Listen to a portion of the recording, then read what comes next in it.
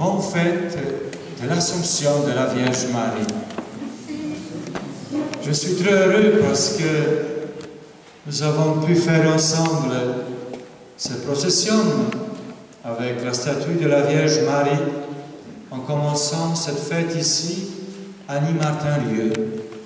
Je suis encore plus heureux parce que vous êtes venus plus nombreux que d'habitude pour honorer la Mère du Seigneur et notre Mère. Par Marie à Jésus, celui qui honore la Vierge Marie, honore aussi son Fils Jésus.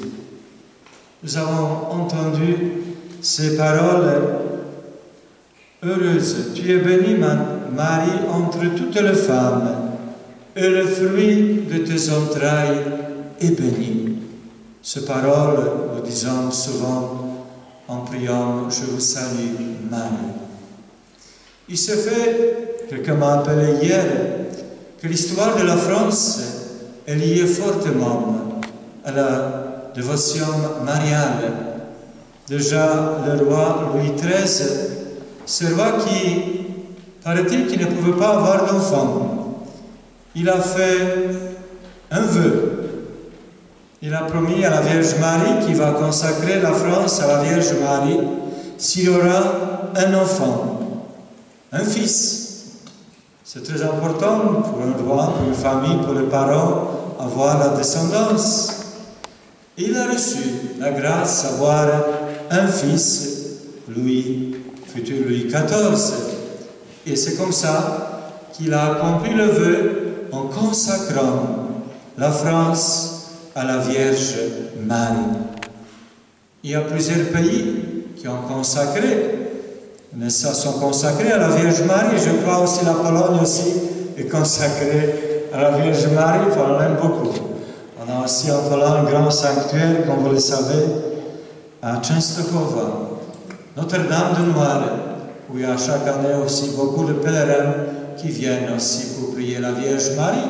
D'ailleurs aussi, comme en France, un sanctuaire marial, comme Lourdes, la Salette, Notre-Dame de Pommern, et j'en passe, parce qu'il y en a beaucoup. Gloire à Dieu. Nous honorons aujourd'hui la Vierge Marie, comme on dit, cette fête. Aujourd'hui, cette solennité, l'Assomption de la Vierge Marie, au terme de sa vie terrestre.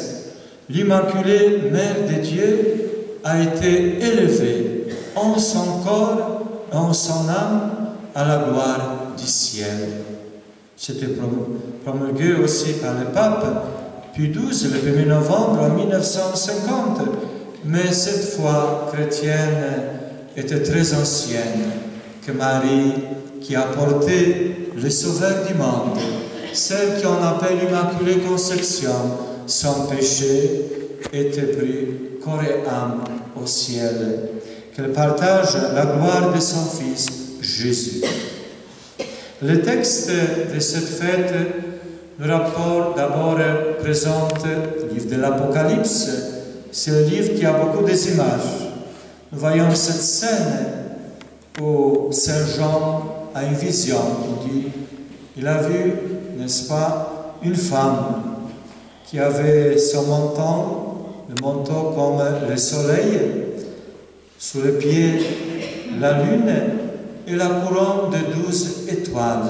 Cette femme qui est enceinte, et cette femme aussi qui devait accoucher son premier fils, elle représente à la fois la Vierge Marie et l'Église.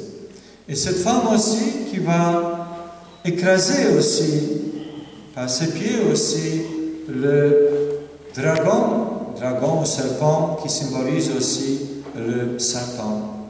C'est son fils qui va naître, Jésus-Christ, qui va vaincre Satan, et avec lui, il nous promet aussi la vie éternelle, la vie sans fin auprès de Dieu.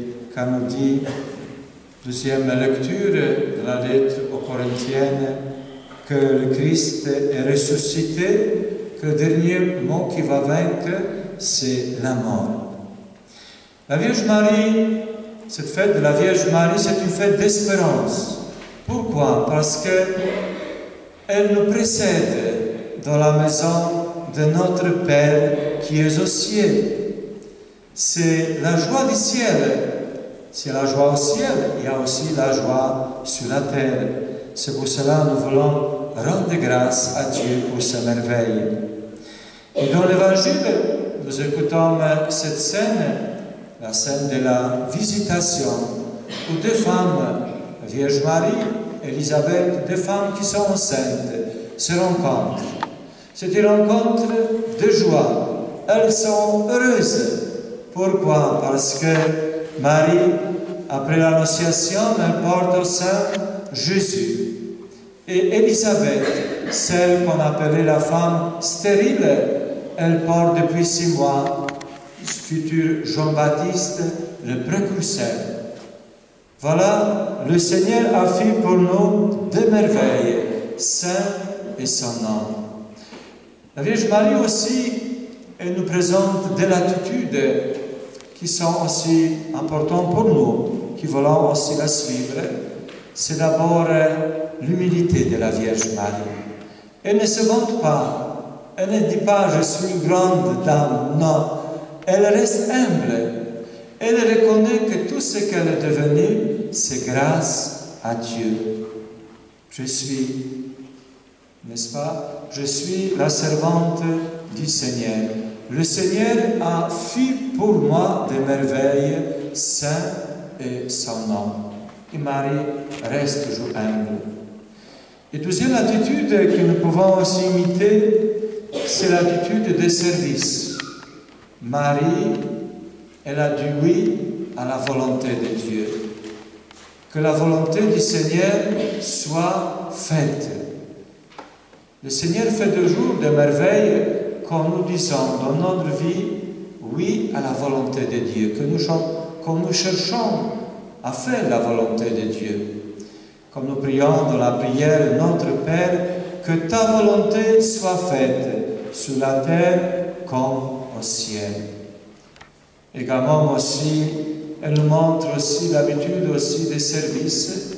Elle vient chez sa cousine, qui est déjà une femme âgée, pour rendre service. Elle prend l'exemple du Christ aussi qui va se faire des serviteurs, qui va dire celui qui veut être plus grand, qui soit le serviteur de tous. Rendons grâce à Dieu pour cette fête de notre Mère, la Mère du Christ et notre Mère qui est au ciel. Nous avons la chance, je vous encourage à prier souvent la Vierge Marie. Nous pouvons la prier en priant l'Angelus, nous pouvons la prier en priant la prière du rosaire, le chapelet, en chantant le chant marial.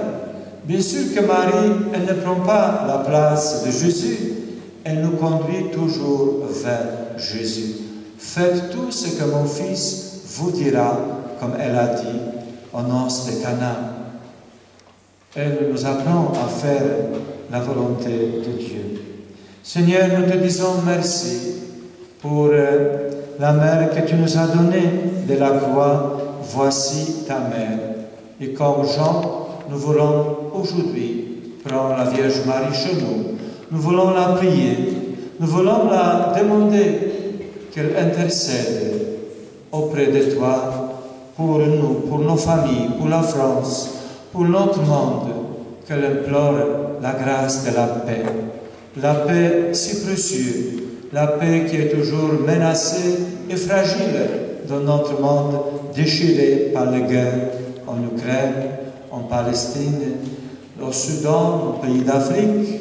Et nous savons que pour Dieu tout est possible. C'est pour cela, plus particulièrement, te prions par son intercession que la paix revienne dans nos cœurs, dans nos familles et dans notre monde.